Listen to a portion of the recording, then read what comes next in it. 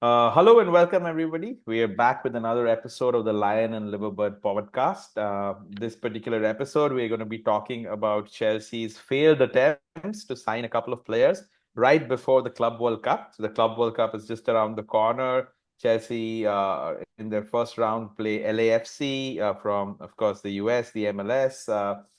They also play Flamengo from Brazil, and then they play Esperance Tunis from Tunisia, right? So interesting couple of games coming up for us this coming next week. But as a preparation to that, Chelsea were trying to plug a few holes in their squad, and I know Adeem, you probably know that this time around the transfer window opened for a period of about 2 weeks just to accommodate this made-up Club World Cup. So I just But want to we ask, kind of, no, yeah, no, go sorry. ahead, yeah. I just wanted to cut in and ask, what is the atmosphere or the energy like in the US for this Club World Cup? I know we've spoken about this on chat, but is Yeah. there like excitement for this new format? So many clubs coming in, you've got American clubs playing. I don't think the excitement is that much because a lot of things are also happening. The Gold Cup is also happening, so the U.S. national team is playing in the Gold Cup, and it's kind of fractured in a way. But I think still some of the matches are going to get a good amount of audience, right? Because a lot of these teams are kind of from smaller countries, and a chance for a team like Esperance Tunis, who are really big in Tunisia, but with them playing against Chelsea, I'm pretty sure they'll have a lot of fans from their region come up to watch the games. I don't know if I get the chance, and if Chelsea qualifies for one of the knockout rounds, I'll try to see if I can get some tickets and go. But overall, I think the excitement isn't as much because I mean I think everybody's saying it's a made up tournament, but it might throw up a few interesting games, right?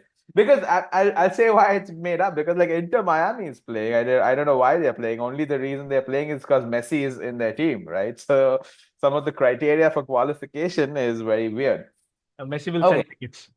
Yeah. That's basically it, right? Infantino, the FIFA president, basically wants to make more and more money. That's his only aim in life, like all of the other previous corrupt FIFA presidents. But we digress. We digress. Let's talk about what Chelsea were trying to do in the transfer market, right? So, of course, we talked about Chelsea wrapping up Liam Delap. I'm excited about that signing, a young English centre forward for a very bargain price. But of course, there are many other holes in Chelsea's teams, right? And we've discussed this before. One big position of concern is the goalkeeper, right? Yeah. We have a whole bunch of goalkeepers in our squad, in our extended squad. I think the number is like 7 or 8 at this point of time. But none of them are quite, the well-rounded product, right? Like Robert Sanchez, he's good at shot stopping, he's good at claiming the ball, but under pressure, his distribution is horrible, right? Jorgensen is very error prone. He's new and he's not that great against physical, center forwards coming out and claiming the ball and so on and so forth. The expectation was Petrovic, who we got last year from MLS, he would come back from his Strasbourg loan. He had a really good loan at Strasbourg. He was Strasbourg's player of the year, actually. And he was going to get the number one spot. But I don't know what happened. Basically that's not happening. So there's a gap there, right? So Chelsea definitely needed another goalkeeper to add to their burgeoning list of goalkeepers. And so this time they actually identified somebody who's outside the model of like a young player who they can later sell, and they identify Mike Maignan, right? The French goalkeeper, French national goalkeeper playing at AC Milan. So the news that came out was we were trying to get him. He's 29 years old because he presents a unique market opportunity. I don't know whether we're trying to buy players or trying to buy stocks. I really don't know at this point of time. So basically, Maignan has 1 year left on his contract, and so I think Chelsea thought they could get him for cheap, get a good experienced goalkeeper for cheap. Now, Maignan obviously he's had a few up and down seasons, Yeah. but he's a really good keeper overall, right? He's good at shot stopping, he's good at distribution. I think the only thing he's not probably that great at is claiming balls, corners, and long balls and all that. But overall, a definite upgrade on what we have.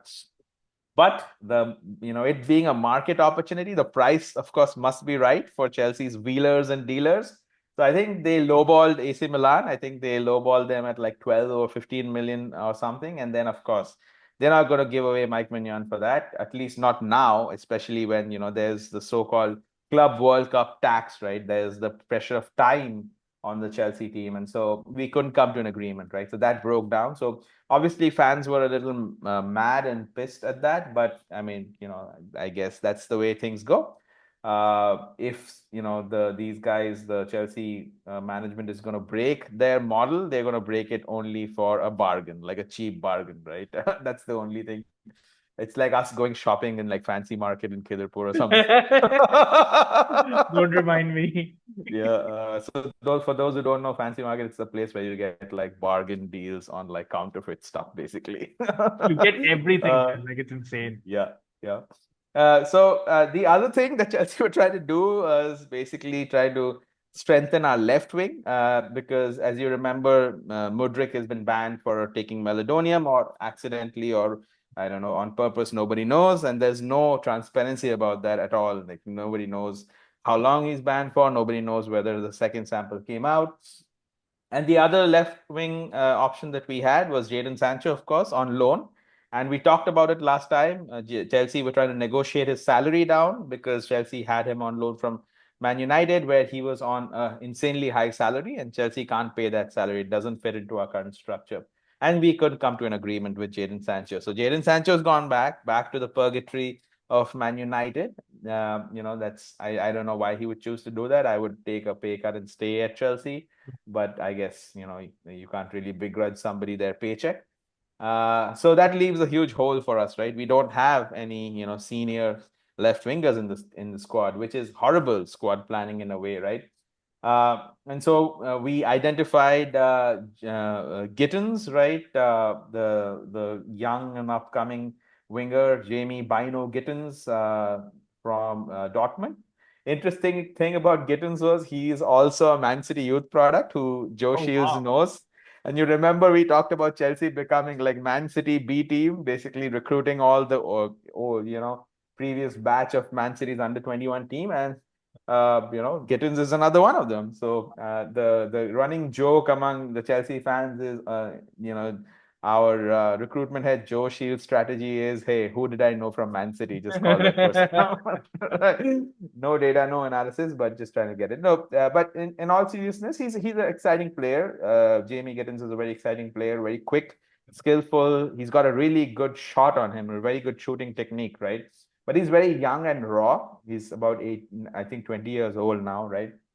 So he's not the finished product, right? So he really can't be our, starting left winger, but maybe that's what's going to happen. So we agreed like the normal 8-9 year deal with him, and then we were trying to agree a fee with Dortmund. But again, the cards were with Dortmund. Basically, they held all the cards because we needed a left winger, and we needed him now, right before the Club World Cup, and so they kept increasing the price, and we just couldn't come to an agreement. And this the story in the press is Gittens was very mad. He raced out of the Dortmund training facility after that, and then so on and so forth. Apparently, Chelsea will go back for him again later on, and there's going to be more negotiations. I don't know what that means. That probably might mean we might get a discount on Gittens because the Club World Cup won't be at stake anymore, or maybe Dortmund raises their price even more. So basically, two failed kind of transfers before the Club World Cup. So essentially, we're going into the Club World Cup with no senior left winger. The only left winger that we actually have is Tyreek George, right? He just got promoted to the senior team, but he's still a youngster, right? You can't really have him as your leading left winger. So it's probably going to be Noni Madueke, who's a right winger, and Neto, one of them playing there. And I think we might also try to play Nicholas Jackson on the left. So let's see what happens. But it kind of goes to show the Chelsea's transfer planning is not as structured and as well thought out as Liverpool's. Right? We try to our strategies flail. You're drowning in water and you're trying to flail and try to grab onto whatever. Oh, Maignan, yes. Oh, Gittens, yes. Let's go. So I Yeah. understand the Maignan signing because Mm. what I think could be potentially is that they keep him for a couple of years. They let Petkovic build and grow in confidence. Maybe he'd be on loan at a Premier League club this season. But Petrovic is probably going to be sold, but yeah, go ahead. wow, so Yeah, that throws my thought down the drain, man. yeah, So I yeah. was thinking that they'd keep Petkovic. He'd go on No, loan. but But your thought is good. They don't want to keep Petrovic. They want to keep Penders. He's the new shiny Oh younger wow. keeper, It's a new right? So toy. It's like when I was yeah, young, right? I got a new Hot Wheels and like I'd keep that and like forget about the other toys. So fine. I think uh, Chelsea is now run like they run this as like this is the shiny toy to play with. Oh, I want a new game. Oh, I want a new game. So I don't think yeah. we can do a lot of analysis or what their thinking is. Like it's difficult. The other thing I wanted to talk about is quite a few high profile players have not been taken to the Club World Cup. Ooh, Joao Felix, who we basically bought for PSR just to give Atletico money so that they could give it back to us so that we could balance our books. He's not been taken. Raheem Sterling, who's on like 300,000 pounds a week or something, he's not been taken either. And Renato Vega, this so-called versatile left yeah. back, center back that we bought and we were touting, he's also not been taken. So, very haphazard kind of transfer strategy. I don't know. I think there's a disconnect there between the players and, this particular team. So that's going to be interesting to see how We keep we, talking about this disconnect every week. Like yeah. I, There is. I mean, how will we get rid of these guys? There's no market for Sterling. Nobody wants to buy him. yeah. Felix, I think we paid 50 million or something. Nobody's going to give us like 10 million for him now, right? And then the only money we might make is actually Renato Vega. Somebody might buy him. He's been decent. He Even won the Nkunku's on the list, right? Nkunku's on on sale, but he's going to the Club World Cup, right? Okay. Because we are short of attackers in that sense. But he's going to be sold as well. But let's see. But I think in December, Chelsea was asking for like 65 million for Nkunku. Nobody's going to pay that. So, Wow. so we'll see. We'll see what happens. So And we've of been course, linked randomly, like absolutely randomly. We've been linked with Felix and Nkunku. So who? Liverpool. Liverpool? Yeah, I don't No. think it's gonna happen, man. No chance. Nkunku maybe. Nkunku, but Joao Felix, I don't think Yeah, it's worth. no, it's Yeah, not. yeah.